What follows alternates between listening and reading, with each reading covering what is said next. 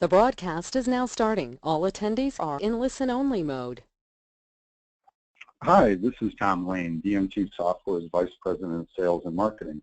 I'd like to welcome everybody to today's Sage CRM Connections User Conference recap webinar. That's a bit of a mouthful, but as the name implies, this is a recap of one of the educational sessions we did during our user conference in July on Sage CRM. Before I introduce today's presenter, I'd like to go over a few housekeeping items. Because of the number of attendees we have on today's webinar, everyone's phones will stay on mute. If you have any questions during the webinar, please enter them into the question window that you see in the lower right of your screen. We'll try to answer everybody's questions at the end of the webinar during our Q&A session. If we're unable to get to your question, we'll follow up with you each individually after the webinar.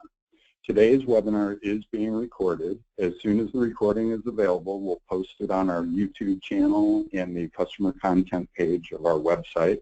And we'll also put a copy of today's presentation slides up there for you to download and view as well. On that note, I'd like to introduce today's presenter, Colin Chambers. He is our supervisor of our CRM group. And Colin's going to give you an overview of the Sage CRM session that he did at our user conference. So take it away, Colin. Okay, thank you very much, Tom, and thank you all for attending today, and welcome. And again, my name is Colin Chambers with the CRM Services Group at DMT Software. So what we're going to do today, the essential agenda is, we had a presentation, we had breakout sessions at the DM2 user conference. And so if you were not able to make that, or if you'd like a reinforcer or that kind of thing, that's kind of what our objective is today. We actually had 3 90-minute sessions at that time, but we're going to kind of consolidate things down into one primary session for today. So the agenda is going to be the following. So one big topic that is really important in CRM. For the most part, this is about Salesforce automation, so CRM Salesforce automation, but a big part of that is user adoption. So the success of any CRM implementation is, dramatically, significantly affected by the user adoption. So, it's not like an ERP system where users really have no choice. They have to use the system. With CRM, a lot of times, users are rebellious. They have their own way of doing things. Sometimes your most successful people, salespeople, sometimes they're senior people, sometimes they don't like computers. And it's always a challenge just making sure that they do use the system. Okay, so for one thing, it's really essential that you have top-down support, that it's required, it's mandatory, they have to use the system. It's also a good idea to link compensation with it. We have a lot of clients that do various things like, have reports on, how many new opportunities are created or how many contacts are created, entered into the system, that kind of thing. And, you can leverage that and, make a compensation or bonus, based on what's in the system. So when it comes to sales, it's just absolutely critical for management to be able to see the activities, see the opportunities, the pipeline, all that stuff, the communications and the meetings and the phone calls. It's super critical for management, but it needs to be enforced and mandated that the users actually do adopt the system. And we also try to make it clear to them that it's good for them too. We try to design the system so it's not just a management tool to keep an eye on things like Big Brother. It's actually something that empowers them. It's cool technology, helps them to be more organized, be more successful, and it's good for them too. So back to user adoption, we do actually have several tools, dashboards, where we can kind of keep an eye on the user activity in the system. And this is the kind of thing you can give them access to as well, if you like. So there's several different tools that I'm going to go over. Another big part of the presentation today is the DM2 CRM solution. We call it CRM Masters, or you could call it Petroleum Industry Vertical Solution. So we're going to go over exactly what that is, how this system has been customized for our industry. And what it boils down to for the most part is, fields and screens and drop-downs. We've also got some workflows that are specific to the industry. The sales process, the stages in the sales process are really specific to this industry. We have mobile and Chevron templates, for the phases or stages in the sales process. We've also got some case workflows, issue management. Is there some kind of a problem, possibly collections, a complaint, the wrong product shipped, all that kind of stuff. We've got a workflow for that. We've also got workflows for equipment management and then new account creation or customer onboarding processes. There's a lot of advanced features. So basically we have kind of a template that we start out with new implementations, and we try to keep brand new implementations really basic, land and expand, try not to get too fancy, try to get in and out relatively quick and get people up and running. So adoption is higher, so people remember what it is they wanted, try to keep scope from creeping too much. So our initial template is very basic, and we're usually in and out with about 4 or 5 weeks. But we do have some advanced stuff, which is typically kind of phase 2 type things. So we'll go over that, and then we'll also talk a little bit about some future stuff that we're working on right now. Some pretty big projects that they're like in progress right now that haven't quite been released, but yet they will be optional masters features soon. The customer profile and the ERP integration is a really big differentiator for DM2. There's a lot of competitive products out there, CRM integrated with ERP. There's even alternative integration with Sage, but we really have got extremely good, very tight, complete, mature, good performing integration between CRM and ERP. We use the Gratrix third-party program. They're a very large Indian company, but they're very competent in both CRM and Sage 100. So we've got a very mature integration platform.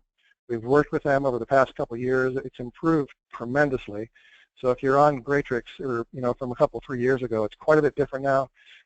It's faster, more stable, more capable. Just a lot of things possible with that. So we've got really tight, really good integration. What that does is it brings over, for example, revenue information, gallons, profitability, purchases, by customer. And then when you have all that stuff, the salespeople and other people have visibility of what the purchases have been, and we can also drive marketing based on actual purchases. So it's a pretty unique situation. We also have the SQL warehouse from DM2, which actually pulls even more data over into the CRM database.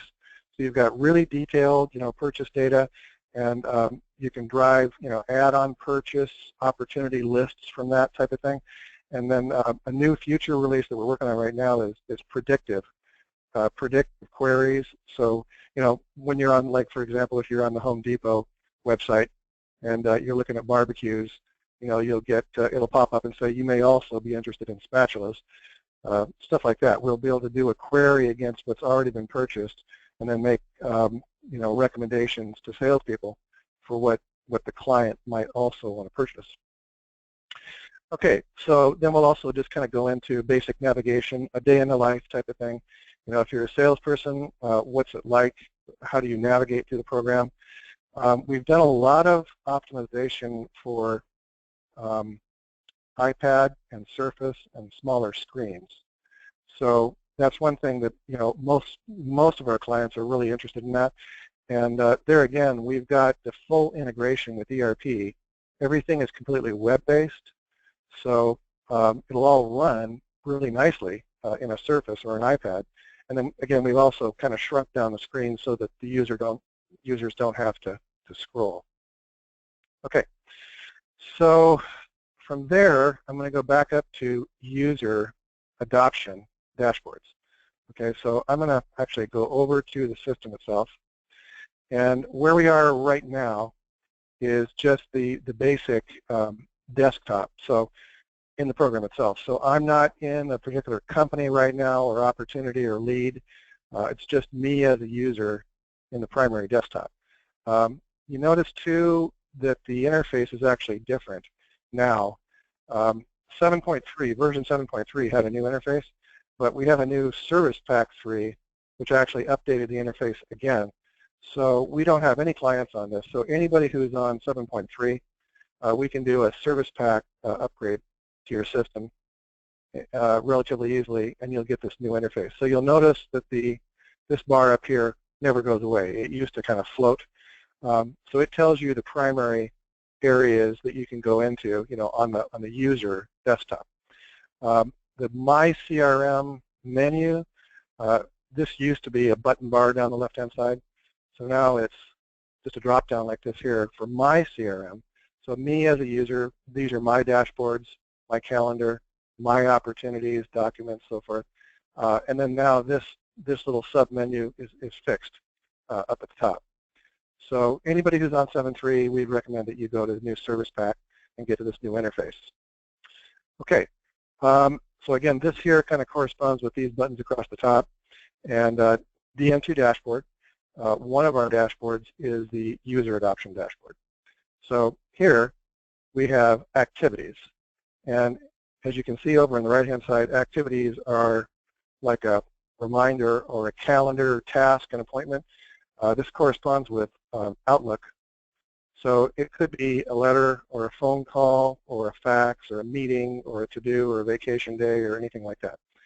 So this is a trend line, and I can take any user, any or all of them. So I can pick out one user at a time, and I can monitor their activity, or I can see them all at once. I've actually got any time range, any date range here. I can pick 1 year at a time if I want to. You have to hit the filter button for it to trigger it to work. If I select one of these, it actually will remove it from the list. Oh, maybe I got to select them down here. You select them here, and they pop off the list. So I can filter all this stuff on any information that I want, and then I can get a really good idea of what the user activity is over time. Okay, so we're also currently working on another view of this same information, which is a spreadsheet at this point. So we're going to incorporate this into the dashboard. For right now, it's just a spreadsheet, but it's extremely powerful. Here's the same basic information. Here's all my users in this system, in this test drive system. And then I can see activities by date, by month. And if I want to get more detail, I can drill down and then see, any particular user, what their activities are over time. So it's a communication or an activity trend. And this is really important because when we go in to look at our client systems, a lot of times you're going to find, a good portion of the users are completely not using the system at all. So again, it's really important to have visibility of all this stuff and then enforce it and, mandate that they have to use it. And this gives you the ability to see, who's doing what in the system. Another one is the communication detail. So if I go in here, I get a view of the action type. So was it a phone call or a meeting or whatever, and then who was the company that got contacted. And then if you drill down here, I can get the dates. So I get, lots of really rich information about the activities of these users. And then another one is opportunities. Okay, how many opportunities got created? Same type of thing, but now, we're looking at opportunities and who did they get created for. And you can also filter this by date range. Finally, there's a customer touches, which is, by user, you can go in and see over time which customers that they touched and what they did. Okay, so if I drill down, you'll get the detail. And this is something that we can install on anybody's system. We really highly recommend, an account management relationship. So we would love to, stay in close contact with you, have meetings once a week or once a month, and just say, how are things going? We can install this. We can review your users' activity and user adoption. And just talk about whatever it is that you need to do. Is just make sure we're responsive, make sure things are cleaned up and working properly. Just staying in touch. And this is something that we can do relatively easily and get it into your system so you have this visibility. Okay. Okay, so I'm going to go back over to my agenda here. And the next step would be the DM2 CRM Petroleum Industry Vertical Masters Solution. So what exactly is this? What are the pieces that make it up? Okay, so this is kind of an explanation. I did kind of already run through this, and I'm going to show you in just a second. So the fields, the screens, the lists, the drop-downs, the tabs, and the workflows. Okay. So I'll start out by going into a company. This tab up here is a recent button, and you notice that probably looks a little different than what you might have seen in your own system. The old interface, there was a drop-down over here on the left-hand side. And then this latest new interface for Service Pack 3, things have changed even a little bit more. So the new button over here is this plus, so that's a new. And it actually kind of floats around too. So if you notice, if I resize the screen, this ball just floats around. The recent button takes you back into records that you've already been in before. Okay, so I can go back into like an address, a ship to address, or I can go into a campaign or case or company, and I'm going to go into a sample company called Jeffco. Okay, and again, this is all sized to fit on a really small screen. We keep everything down to like 4 columns or so. So, if any of you have like earlier installations, that's the kind of thing that we usually can kind of clean up. But we want to keep things kind of compact so it fits. And if I shrink it down, see, everything still fits. And then the user doesn't have to scroll. Okay, so this is the basic company summary screen. You notice up here that it says I'm in the company screen, summary. When I'm in a company record, I've got these tabs up across the top. So activities would be the calendar, appointments and tasks just for this particular company. Here's a list of opportunities just for this company, and cases and so forth. People, you can have as many people as you need. Addresses, unlimited addresses. They sync over from mass, including ship tos and bill tos. And then this is the primary summary screen. So the basic fields that we have here, they are very industry specific. We can easily make changes to these if you want to modify them. But business line, all that kind of stuff. Most of our clients are similar.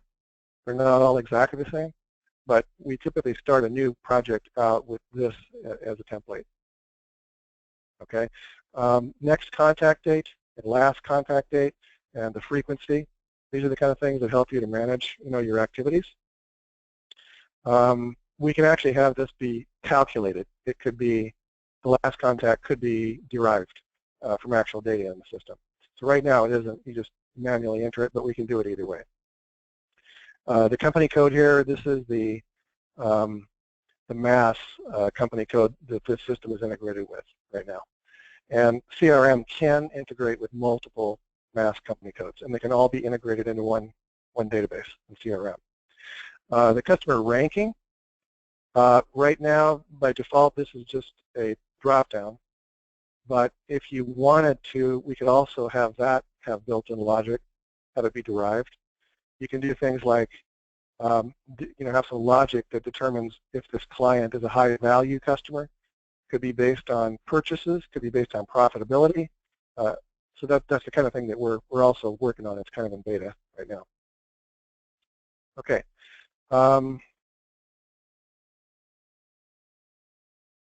Okay, so now I'm back just in the regular summary screen, and if you notice over on the right-hand side, we've got some special buttons here.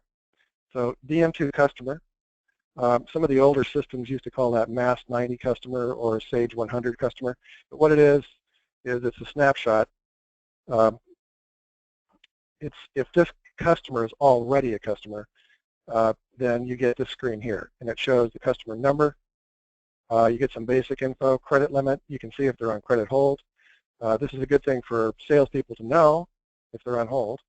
You also get some things like, average days to pay, high balance, are they overdue right at the moment or over their limit? So you get to see all that stuff.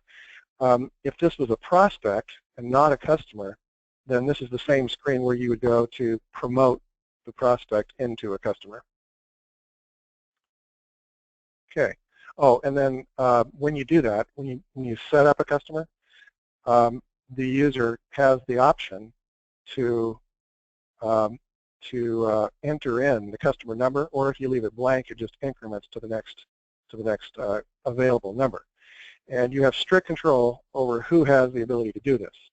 A lot of times salespeople don't do promoting the customer, but we also have a small customer onboarding workflow where they can hit a button and escalate to somebody in credit for customer service, and that person would go in, set up the customer in CRM, set it up in mass, and then that can trigger a notification back to the rep as to what happened. But that's the screen where all that happens.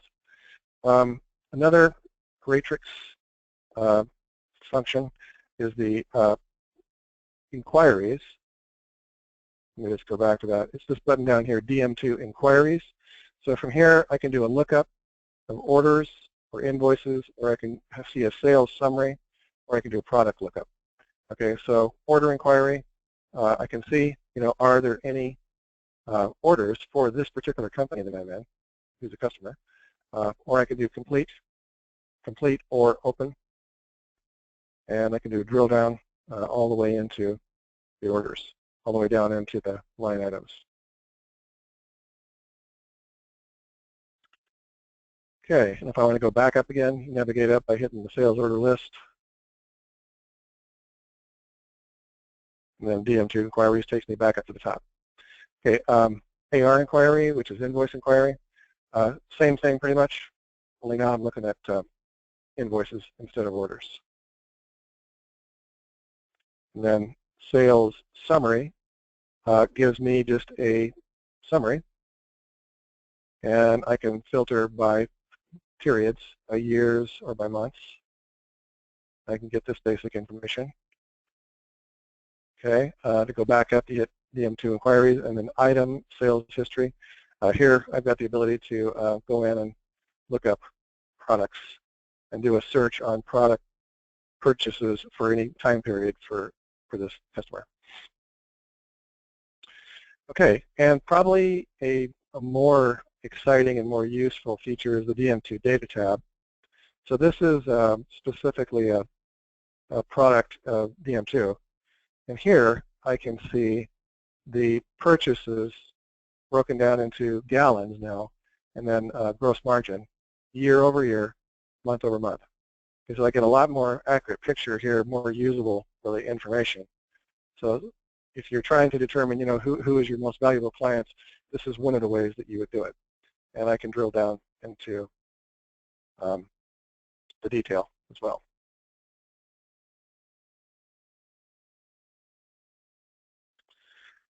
Okay, and again, this is the kind of data that's in the CRM database that comes from ERP that we can use for predictive programs and just to identify your high value clients and to drive marketing. If there's two products that are kind of bundled or they're sort of associated with each other, and you can see that the client bought one but didn't buy the other, then that would make them a good candidate for the second product. And again, we can do reports and lists that'll generate lists of really high probability, upsell opportunities. Okay, so I'm going to go back out to just basic navigation. So if I hit my CRM, this takes me out kind of to the beginning. So another dashboard, not the user adoption dashboard, just the standard dashboard that comes with the system. There's a bunch of dashboards that just come with it, and we can also, really easily modify these. A primary sales dashboard here is for like the end user, like a rep. Okay, so they would have my opportunities. These are the opportunities that are assigned to them. Okay, so they can manage their opportunities. They can launch right into them. There's workflows. If you click on here, it'll actually allow you to advance the opportunity to the next step when it loses it, that kind of thing. And I'll show you that in a little bit more detail in just a second. So you got your opportunity list. That's something that, reps really need to see, my opportunities. You can filter them any which way that you want by any of these fields. You also have got your calendar. So this could show today's schedule. Over here you have a report, an opportunity status report. So here's all of my opportunities, me as a user, the person who's logged in. And then I've got just kind of a quick overview of where they all stand. Okay, and then down here I've got, my accounts. And then my contacts. And then there's a little web page here that will take you to the Sage CRM community. So if you have questions about things, it's really easy. You just go on here and you can register. There's blogs on there. You can do lookups. You can ask questions. Just lots of information about Sage CRM. So you can have multiple dashboards, and any one of these gadgets, they're really easy to create a report. Each one of these is actually just a CRM report. They're super easy to make. They're not like a crystal type thing. They're drag and drop. There's just a little utility, 3 screens to create these reports. So you can create your own gadgets. And like a sales manager is going to see different things. So a CEO or a manager, they're going to see what multiple reps are doing. Okay, so here's the entire opportunity pipeline for all these reps, say, that roll up to this person. There's some other stuff. This is like an administrator welcome dashboard. So here I've got a bunch of tutorials on how to do administrative stuff. This program is, very good for like the power user. It's kind of like a big utility, really. There's a lot of drag and drop utilities, a lot of ability to put snippets of JavaScript or SQL, and you can really do a lot of customization. You can do a lot of damage if you're not really trained properly. But if you do have power users, you don't have to be a programmer. You don't need coding to be able to configure. Really, it's just power configuration of this program, and they've got a lot of administrative tutorials that you can read about. There's a good system administrator guide and a user administrator guide that you can go to. So that's what this dashboard is here. Welcome, administrator dashboard. And kind of on a related note, the help is really good throughout the system. It's context-based. So here it knew that I was in the interactive dashboard, but I can also go, anywhere. There's table of contents, index, glossary, all that kind of stuff. So the help is really good too. There's just a couple other, dashboards that come with the system. There is one also for customer service people. So if you live your life around cases, customer service activities, there is a dashboard for that too. And then here's a KPI dashboard that tracks, closed sales over time. You can do year over year if you have enough data, that kind of thing. So your pipeline comes up here. There's an actual versus target gadget as well. Okay, so these are the dashboards. Now, the opportunities are a big part for salespeople. Okay, so activities are going to be your calendar. Okay, so this corresponds with Outlook. Colin, just want to give you a heads up. You're right at the top of the hour. Just keep the track on time. Thanks. All right. Okay, so basically this is the calendar, which it synchronizes with Exchange. So we've got 2 Outlook integration programs. There's one that's kind of on a workstation base, and then there's another one that's server-based, and it'll integrate with Exchange. So we don't really support the workstation base. We just go for the Exchange. If you do that, it's centrally administrated, and you can. It's just so much easier to support, so much more stable. It's not so dependent on Windows updates and versions of Office and that kind of stuff.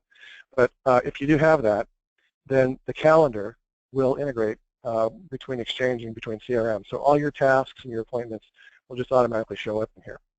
And you have the ability to take address book entries, records in Exchange and copy them over to CRM. And then on the CRM side, you actually can any account that you flag as a contact, and then you hit the sync button, it'll sync over to Exchange. You've also got these buttons over on the right-hand side here, like add a group of contacts. Okay, so here I can add an entire group, like everybody who I'm the account manager for, or every contact for a company where I'm the account manager, or anybody I have a communication with. You can pull big lists of contacts and then sync them all over to Exchange. Okay, so back over to the activities, and again, this is the calendar. I can look at the calendar in any view that I want, weekly, daily, monthly, yearly. Okay, and if I go back, it filters, it only shows you what's pending. I can select any month at a time, any day at a time, any week. So here, if I'm in this view, it gives me like a hover, so I can see what's going on. And again, if I wanted to go just into this week, I can do this. If you're in the weekly view, then appointments roll up to the calendar, and tasks just kind of float here as a separate list. And that's the same thing that Outlook does as well. It kind of keeps them separate. So they're really both communications or activities, but they're slightly different in the way they behave. And if they're red, that means they're overdue. And if you want to close the communication, complete it, you just click on it. It takes you in, and it sets it to complete. So this is the actual opportunity itself. This is the communication or the activity. And is it what's the action? Is it an email? Whatever. Here's the time. You've got a subject code to it, which you could use. This is the way you would log a call or create a reminder to call back later. You want to make this as quick and easy as possible so that your users don't balk or rebel, but they do actually log your calls. You can actually do this on your phone in just a couple of clicks. You could just, a couple of clicks, you could acknowledge. It'll track the date, the time, the user, the company, and capture the fact that you were on site and there, or anything else that you want to do in here. If you are doing an activity or a task or appointment, you can also create a new company or a new person on the fly from here as well.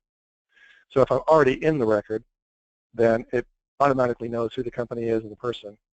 But I can clear them, I can create them from here, or change them. All these activities can also roll up to addresses as well.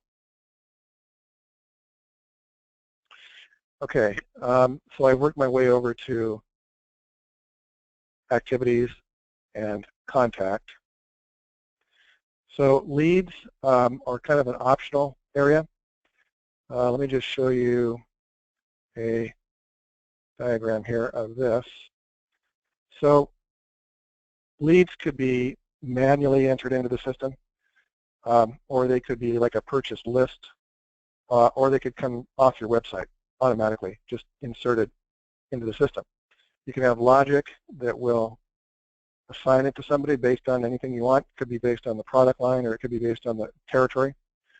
So once the lead gets into the system and gets assigned, then the person would qualify it. So in the lead stage, you don't necessarily know all that much about them. You might just know who they are, what they're interested in, how to get back in touch. So you only contact them 2 or 3 times, and then if you qualify them, you would promote it, turn it into a full-blown company record. At that point, it's a prospect. It creates a person or contact record, and then you can also create an opportunity. That's when the deduping process occurs. So the person, there's a manual pop-up that says, if your company already exists, you can just match up the lead with the company. And here, KPIs are important. You can track, what's the number of leads that have been assigned to somebody, how many phone calls were there per lead, how many phone calls did it take, how many leads get converted to opportunities, how many opportunities become a sale, all that kind of stuff. So this is what the lead queue is. If you have leads, they're all right here. So in this particular case, I've only got 1 lead assigned to me. Now, when it gets promoted to an opportunity, this is the true sales process. Okay, so here I've got a list of opportunities that are assigned to me as a user, system administrator. You notice that they advance from one stage to another. In these stages, again, we've got a couple of different templates from Chevron and from mobile. Let me see if I can pull this up real quick here. So these are our masters stages, opportunity stages. So we actually have got them from Chevron or mobile. And you can actually take them and kind of modify them if you want, or you can just go with it, or you could just create your own custom stages. But in the process, you know, there's usually a kind of a structure to it. There's different information that's captured, and there's a different probability. Like the certainty gets higher and higher as you move it through the stages. And if you want to filter and look at just the opportunities in one particular stage, you can do this over here by stage. I could say, you know, identify needs, and then hit the filter button. Or I can also just click on the pipeline. I could look at all my opportunities here in this pipeline. The listing here gives me by opportunity, gives me the gallons, the dollar amounts. What a salesperson typically is going to want to do is kind of start their day over here, because these are the ones that are the highest certainty. They're the most immediate. They're just about ready to close. So you would start over here and then kind of work your way back every morning. The one that you select, it does roll up into this box up here. So it tells me I've got 8 opportunities, and there's a total margin on these opportunities of such and such amount. And then the certainty then weights it, so you get your weighted margin. It tells me the average certainty, tells me the total number of gallons that I've got in here, weighted gallons, and then average and average weighted. Okay. You can filter these opportunities by anything you want. So this really is where the salesperson spends their time every day. This is where they really live and manage their opportunities. So these filters over here can be anything you want. You could filter opportunities by by business segment, by stage. Status typically means is it won or lost or in progress. So I really only want to see the ones that are in progress. Now, if I want to go back and have visibility of all of them, the ones that are won and lost as well, then that's how I would do that. So now I can see the won and the closed ones as well. You can also filter by the headers here. So I'm going to go back to status in progress and filter. And I'll just walk through these a little bit. So let's go start at one of the earlier ones. The first stage is nurture. So let's just take one of these as an example. So if I go into this opportunity, again, these fields, they're all customizable. You can change them if you want, but this is kind of the template that we've sort of evolved to over the past 2 or 3 years. We actually have sort of 3 different levels to these. We do have a portion of our clients that have really, really complicated, detailed, a lot of information in the opportunity screen, okay? In which case it's kind of broken up into sections. And the user only sees one section at a time, but there's, upwards towards, 50 to 70 to 100 fields on here. This one here is the one that's kind of halfway in between. It's the one that's used the most. It's simpler, but then we actually also do have some clients that boil it down to practically nothing. Their process is so simple that they hardly have anything on here. But what is common to it is the gallon calculator. So if I type in, 105, this is annual gallons. You tab over here, you put in your margin, and then this is the gross profit for this opportunity. Business line, this is the kind of stuff that you can tweak this if you want to fit your business. Who are your competitors? This is the kind of thing that we would enter it. You want to modify it, but your competitors in there. And again, this is all at the opportunity level. So this is not company level stuff. This is opportunity level information. What's the business line? Who's the competitor for this particular opportunity? Competitor brand. You might want to populate, competitor brand as well. and put your own brands in here. And credit application status. Credit applications are something that we can handle as a part of the opportunity workflow. We also have clients that are doing it as a company workflow. So when the company onboarding process, when they're turning someone into a customer at the end of the sales process. So the credit application process, sometimes it goes here in the opportunity and sometimes it goes at the company level. Okay, so I hit the change button to get in here. Let's just say I'm going to save that. And then now you notice over on the right-hand side, there's buttons. And these are the workflow buttons. So if I'm in the nurture stage, opportunity stage, then to advance it, you get prompted, and you can get prompted for anything you want here. If there's more information that you want to capture at this point, we can add fields to this. But the primary thing it does is it sets the stage to the next stage. It sets the certainty based on that stage, and it gives you the opportunity to change your gallons and your close date. You can even reassign it at that point. So we keep it kind of simple, but you can modify this if you want. So now you notice that now it changed. I'm in the qualify stage. My next option is to go up to number 2. So I hit number 2, pretty much same thing, but now it changes at 20%. Okay, and then I'm just going to go ahead and I'm making a really long story short here because obviously there's a lot of time in these steps frequently. A lot of information, a lot of things that have to happen, maybe paperwork has to be completed. A lot of things occur as this opportunity advances, through the stages. Okay. And then let's say I'm getting down to quoted is the next one. I'm just going to keep on going. So now I'm at the point where closing. Now I can close it and win it at any time, or I can lose it at any time. So if I win the deal, then it goes to 100% certainty. And now the deal is closed. Stage is closed 1, status is 1. And I'm going to cancel and just show you what happens if I hit the lost button. It goes back to 0, and the status is lost.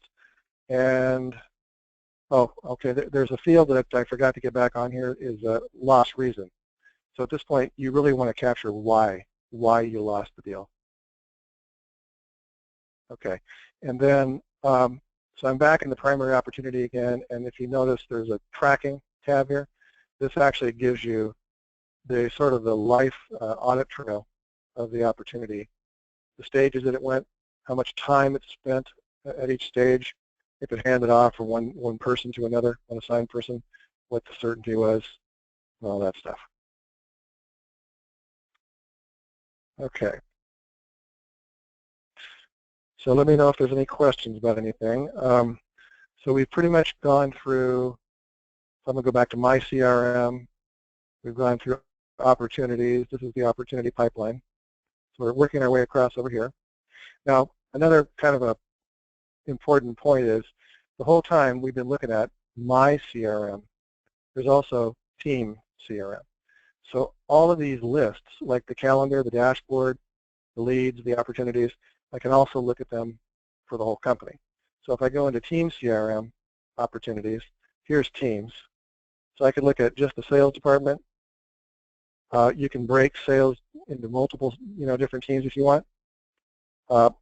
Telesales, for example, inside sales, outside sales, could be by territories. Or I can look at all teams. I can actually see all the opportunities for the entire company. And again, these are all in progress only. So if I want to see the whole thing, then this is the way I would do it.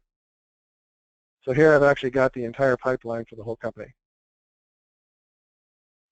And it's very, automated and, systematic, organized, So you can lock up percentages so people can't just make up their own percentages. It's very objective. You have a very clear idea of what your pipeline is for the whole company. Okay, so I'm going to go back to my CRM opportunities. And let me just look at my agenda here for 1 second. Okay, so basic navigation, the basics, my CRM we looked at. finding and adding information, appointments and tasks, documents. So I'm going to go back to a couple of things here. So if you don't know really where you are in the system, you can pretty much do anything from anywhere. You don't have to go back to the beginning. If I wanted to do a lookup, find companies, just hit this find button here, find company. I just hit the button, it'll give me all of the companies in the system. I can filter by anything I want. I can look up, companies by business segment, by the account manager. I can do saved searches. Saved searches can become gadgets. Okay, so I can do a lookup of anything, and this is a sub-list drop-down of all the different things I can do lookups on. So if I wanted to look up, opportunities, I would do it that way.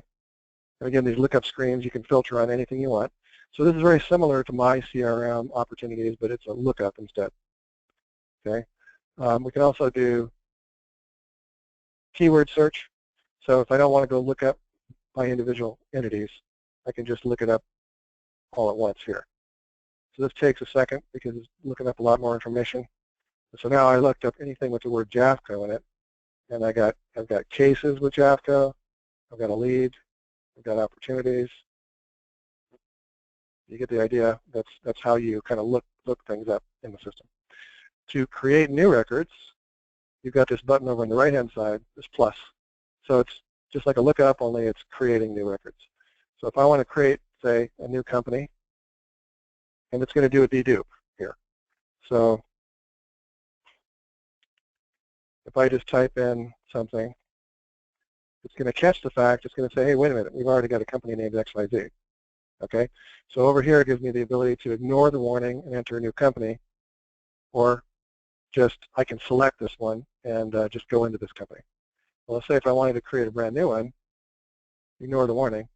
I get a company setup screen, and if a field is required, you get the asterisk. If you want to just quickly see what's required and what's not filled out, you just hit the save button, and it immediately pops up and points you in the right direction.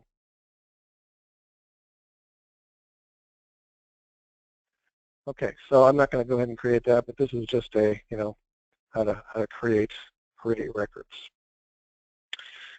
Okay, so another thing that would be good to cover today would be customer service.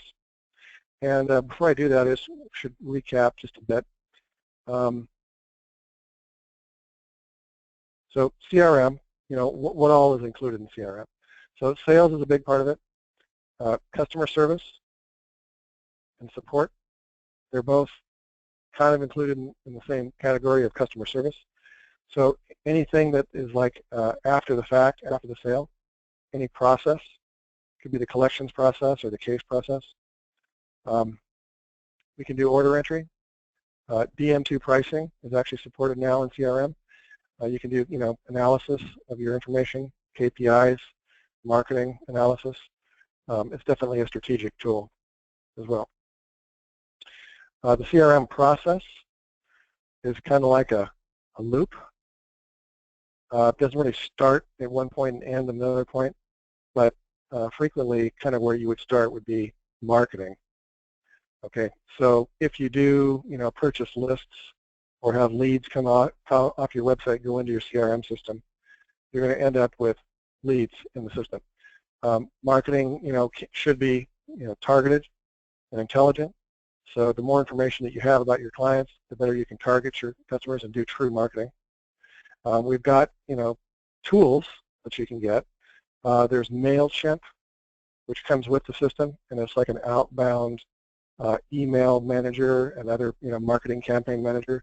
So you can generate lists in the system, again, possibly based on what they purchased in the past, maybe based on SIC code, any way you want to target those customers.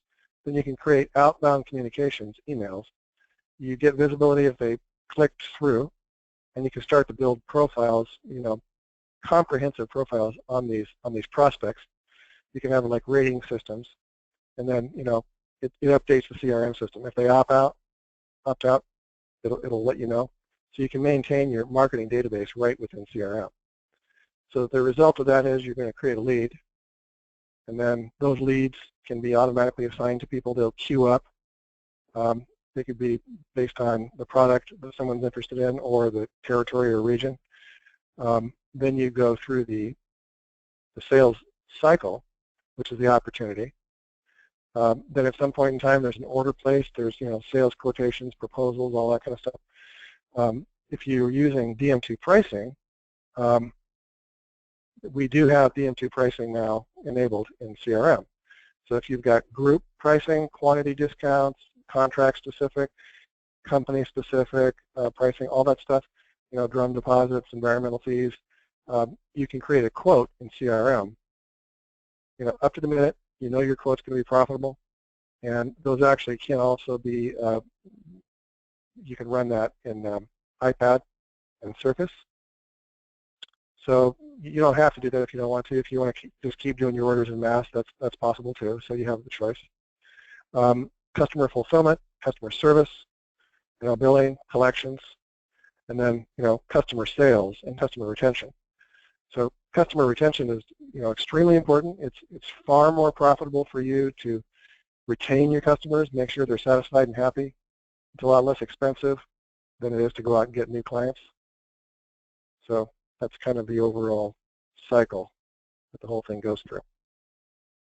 The CRM also really serves the purpose of consolidating your information. So in the past, and probably even to this day, there's a lot of companies that don't really, leverage CRM or automation or paperless. They've just got, their information is pretty scattered. It's pretty common still. You've got information in your phone, in Outlook, in your landline. You have paper records. You have the ERP system. Various lists in Word and Excel. Sometimes reps are using their own, ACT or Goldmine system or Outlook or whatever. You just have, islands of information all over the place. So the goal is to pull as much of it as you can, into one place. So you get a 360-degree view. If someone's got a problem, if there's a collection going on, or someone's like over their limit, or they're very unhappy about something, it's really good for everyone to know that. So salespeople will have visibility, 360-degree view as to what's going on. Okay, so wanted to go a little bit into cases. So let me just skip down here. So again, customer service is a case. So if you have someone call in with some sort of a complaint and you can finish it in one call, then that would be really just a task or an appointment. But if you have to research something, reassign it to somebody, go back and forth with the person, then you'd want to open a case. So this could be billing questions, complaints, some sort of a problem, the wrong product got delivered, there's a leak or a spill, all that kind of stuff. You can track this as a case, and there's a case pipeline, kind of like the opportunity pipeline. And this is so critical, and the ROI is so huge with this. High-performing companies, they've done research, with Aberdeen Group, companies that take really good care of their customers and are really successful and just very organized, they'll all say that they use CRM and that they use cases. And it's dramatically less expensive to retain a customer and to lose a customer and have to go win a new customer. We have one client that told us that they felt that they had lost about $1.25 million in business in 5 years because they were ignoring their clients. So just keeping a good handle on this there's a huge ROI to it. It's just very, very good business practice. So the workflows that you can do would be, any post-sale process, any, process that occurs after the sale. The common ones are, issue management, equipment management, or customer onboarding process. Okay. So just to give you an idea of what that looks like, so let's say I'm in a record. Let's go into JAFCO again. Okay, so let's just say they're called in. Here's a record of people. Let's say Richard Sherman calls in, has a problem. He reports something. I say I want to open up a case. Then I've got this button over here for new. So new case. And again, just hit the save button and it'll tell you what's required. So the problem type is, a spill. You can take some detailed notes here. Okay, and that's about it. Colin, I just want to give you a heads up. We've got about 3 minutes left. Okay, I'll wrap it up quick then. So you create this this case, and at the end of the process, you have the ability to solve it. At that point, you want to say what the result was in the solution. Okay, so yeah, I kind of ran out of time. So basically, that's the case management process. I go into my CRM. Let's go into Team CRM. We'll look at cases for the entire company. And then, again, it's like a pipeline for the whole company. So here's all the cases. And you can have triggers and, service agreements that triggers response times and notifications and all that kind of stuff. Okay, so just to wrap up then, some of the advanced features that we have would include, hang on one second here. So advanced features would include, mobile options, DM2 pricing. We have ship to address management, the ability to track activities and opportunities and stuff by address, by location. I've talked about most of this stuff, the DM2 data tab, the equipment management. We have CTI telephony integration and DocuSign integration. Is something that we're just starting to roll out. So if you have signatures required, you need to get signatures on documents. You want to have a tech get a signature for their work, that type of thing. We're doing that. And then finally, with 1 minute to go here, future release features. We're actually working on an online credit application that's integrated right in with the system, so the entire credit application process is going to be incorporated. And full-blown equipment management integration with DM2 and predictive. So here's our credit application, but I'm kind of out of time. Okay. All right, well, thank you. So I'll turn things back over to Tom then.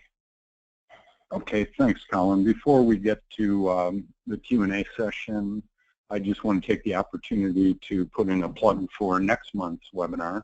We're going to continue with the theme of recapping some of the material that we covered during our user conference. And we're going to have Patty Hendrickson. And Patty, I apologize. I noticed I misspelled your name there. I'll make sure that's corrected before any of the other material goes out. And Patty's team of professional service consultants. We'd like you to join them on November 10th at 11 a.m. Pacific, 1:30 Central, to find out more about the new features and best practices DM2's developed in the areas of fuel pricing, freight, and quoting your customers. This is actually going to be the first of the 3-part breakout session that they did at our user conference, so they're going to recap that for you. Now we could go ahead and advance to the next slide, Colin. We'll open it up for Q&A. It doesn't look like we have any questions as of yet.